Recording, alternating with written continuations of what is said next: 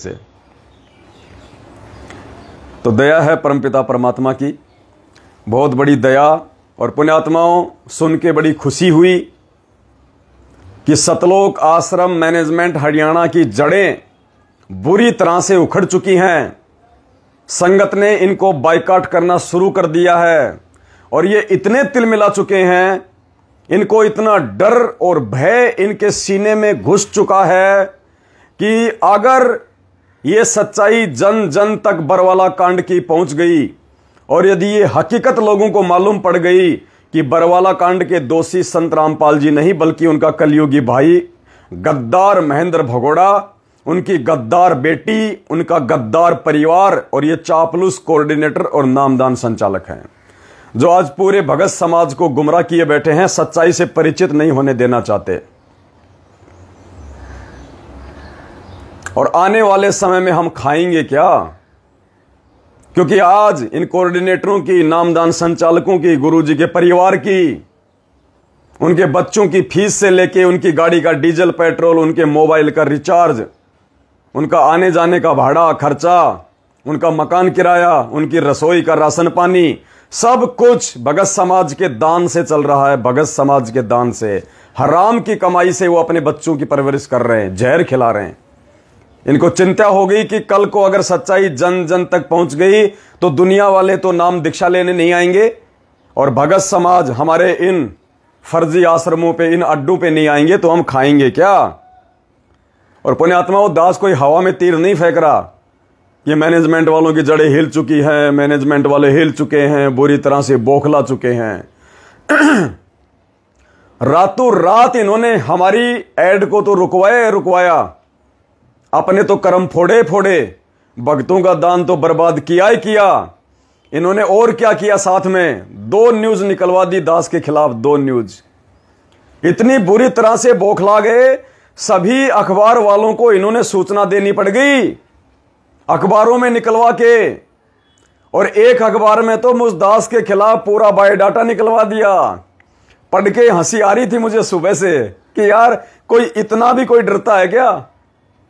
लेकिन बाद में परमात्मा ने प्रेरणा की कि बेटा, जो आदमी धर्म को धंधा बना के चलता है और जब उसके धंधे पे चोट लगती है तो वो बौखलाता नहीं, वो पूरा तिलमिला उठता है।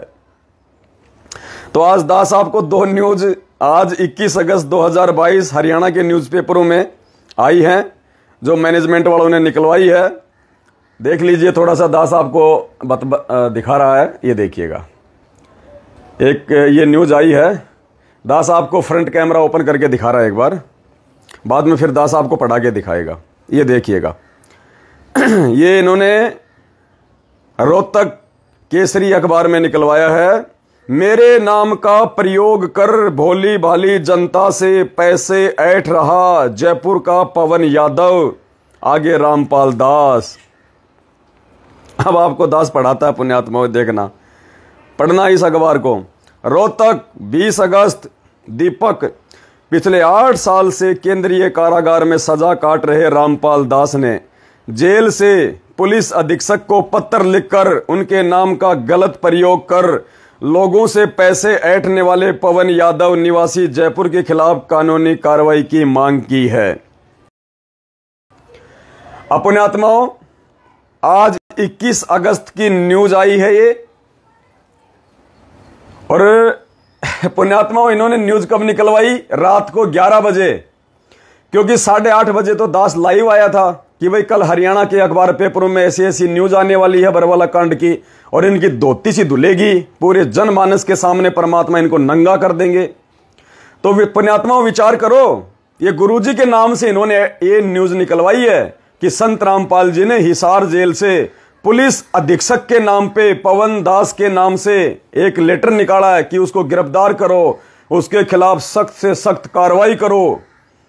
अब विचार करना पुण्यात्माओं, आज के अखबार में ये न्यूज आई है। और न्यूज क्यों निकालनी पड़ी? क्योंकि कल रात को 8:30 बजे दास लाइव आया था। अब 8:30 बजे के बाद इन्होंने गुरुजी का नाम लेके ये न्यूज निकलवाई है। पुण्यात्माओं, जेल अधीक्षक किसी के बाप का नौकर नहीं है। 5 बजे जेल बंद हो जाती है, 4:30-5 बजे तो जेल बंद हो जाती है। उसके बाद में कोई न्यूज नहीं आती इस प्रकार की। और ये कह रहे हैं कि रात को 11 बजे संत रामपाल जी ने पुलिस अधीक्षक के पास में लेटर भेजा है। अब बताओ 11 बजे कौन सा लेटर जाएगा जेल से? ये सरेआम मूर्ख बना रहे, दोपहर में मूर्ख बना रहे हैं भगत समाज को, दोपहर में। आज 21 तारीख की तो ये न्यूज है, 20 अगस्त की, और पुण्यात्मा मूर्ख बना रहे हैं भगत समाज को सरेआम। ये कल 20 अगस्त की रात में इन्होंने ये न्यूज निकलवाई है, दास के लाइव आने के बाद, जो आज 21 तारीख के जो है उसमें आई है। तो जेल तो 4-5 बजे बंद हो जाती है नालायको। 11 बजे गुरुजी कौन सा लेटर लिखेंगे? मनमुखी, खुद ही गुरु बन जाते हैं, खुद ही चेले बन जाते हैं, खुद ही बाप बन जाते हैं, खुद ही ये बेटे बन जाते हैं। तो देखिए आगे न्यूज में, रोहतक 20 अगस्त। पिछले 8 साल से केंद्रीय कारागार में सजा काट रहे रामपाल दास ने जेल से पुलिस अधीक्षक को पत्र लिखकर उनके नाम का गलत प्रयोग कर लोगों से पैसे ऐंठने वाले पवन यादव निवासी जयपुर के खिलाफ कानूनी कार्रवाई करने की मांग की है। उन्होंने पवन पर आरोप लगाया है कि उसके नाम से लोगों को गुमराह कर प्रदेश में अराजकता का माहौल पैदा करना चाहता है। जय हो बंदी छोड़ की कति डूंडा पाट दिया भाई मैनेजमेंट वालों ने गुरुजी का नाम लेके कि पवन दास जो है समाज में अराजकता पैदा करना चाहता है। आतंकवादी बना दिया पुण्यात्माओं दास को, आतंकवादी। अरे गधो, समाज में अराजकता तुम मैनेजमेंट वाले 2008 में हरियाणा के जाट आरक्षण में सहयोग देके सरकार के खिलाफ धरनों में बैठ के तुम पैदा करना चाहते थे, या बरवाला कांड की हकीकत बता के तुम पाखंडियों के पाखंड को पूरे हरियाणा के सामने नंगा करने के लिए यह पवन दास कर रहा है। उन्होंने पवन पर आरोप लगाया कि वह उनके नाम से लोगों को गुमराह कर प्रदेश में अराजकता का माहौल पैदा करना चाहता है। जेल से लिखे पत्र में रामपाल दास ने बताया कि वह पिछले करीब 8 सालों से कुछ मुकदमों के कारण केंद्रीय कारागार में बंद है। उनके बाद आश्रम की सारी जिम्मेदारी व सभी कार्य उनके द्वारा नियुक्त की गई कमेटी देख रही है, जबकि गुरुजी तो पहले ही मना कर चुके हैं कि राष्ट्रीय समाज सेवा समिति मेरी नहीं है। फिर वो सतवादी परमात्मा दोगला कैसे हो जाएगा? ये कौन सी कमेटी बना दी परमात्मा ने? मनमुखी कमेटी, मनमुखी आदेश, मनमुखी अखबार में निकलवाया। वही श्याम नगर राजावास नियर निरंकारी सत्संग भवन के सामने वाली गली हरमाड़ा जयपुर निवासी पवन यादव उनके नाम से भोली भाली जनता को गुमराह करके पैसे ठग रहा है, जिससे उनका कोई सरोकार नहीं है। उन्होंने करीब 8 साल पहले ही पवन यादव को गुरुद्रोही घोषित कर रखा है। बावजूद इसके पवन यादव ने 7 व 14 अगस्त को एक विज्ञापन भी समाचार पत्र में प्रकाशित करवाया है, जिसके बारे में उन्हें कोई जानकारी नहीं है। पवन उनके नाम व फोटो का प्रयोग कर लोगों से पैसा लूट रहा है। विज्ञापन के माध्यम से उनके अनुयायियों को उनके आश्रम में ना जाने का आह्वान भी किया है। अरे कौन से आश्रम? अरे पाखंडियों, भगवान का तो एक ही आश्रम था, सतलोक आश्रम बरवाड़ा, जो तुम काल के दूतों ने छीन लिया। अब तो भगवान के घर घर में आश्रम है। जिस भगत ने सतगुरु रामपाल जी भगवान से नाम ले रखा है वो ही उनका असली आश्रम है।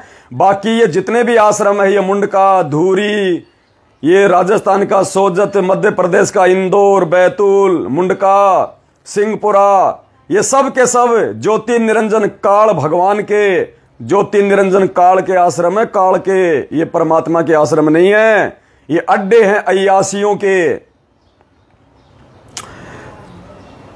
साथ ही उनके परिवार के बारे में भी गलत बयानबाजी कर रहा है। अब देखो पुण्यात्माओं, गुरुजी तो 1995 में ठोकर मार चुके इस परिवार को, 1995 में ठोकर मार चुके हैं इस परिवार को, इस कलयुगी परिवार को।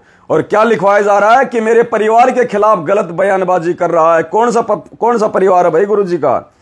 गुरुजी की तो संगत ही गुरुजी का असली परिवार है। और संगत में भी वो संगत जो ज्ञान को आधार बना के साथ संगति से जुड़ के मर्यादा में रह के सेवा और भक्ति कर रही है, वो है गुरुजी का असली परिवार। ये नकली परिवार नहीं है गुरुजी का। ये धोखेबाज, ये छल कपटी बेटा बेटी, भाई बंधु रिश्तेदार, ये काल भगवान का परिवार है, सतगुरु रामपाल जी भगवान का नहीं है।